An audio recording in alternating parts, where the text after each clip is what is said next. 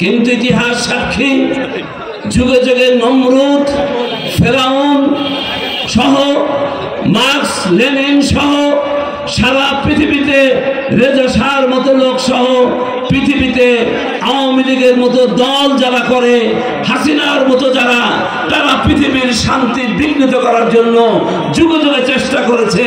আধুনিক কালে এই শেখ হাসিনার সরকার, সেই আওয়ামী লীগ, সেই ফ্যাসিস্টের অনুসারী হিসাবে সারা পৃথিবীতে তথা বাংলাদেশে অশান্তি সৃষ্টি করেছিল, ঠিক কিনা?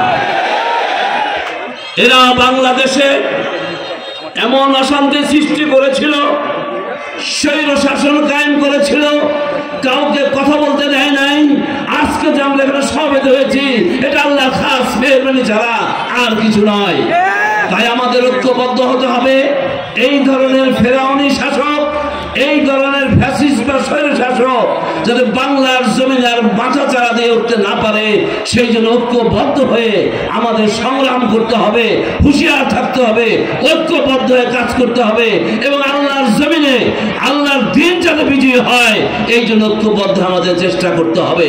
আমি আবেদনটুকু জানিয়ে, আপনাদের সকলকে সালাম জানিয়ে, সকলে সুস্বাস্থ্য কামনা করে বাংলাদেশের ভবিষ্যতে ইনসাফপূর্ণ সমাজ কায়েমের আবেদন জানিয়ে আমি আমার কথা শেষ করছি।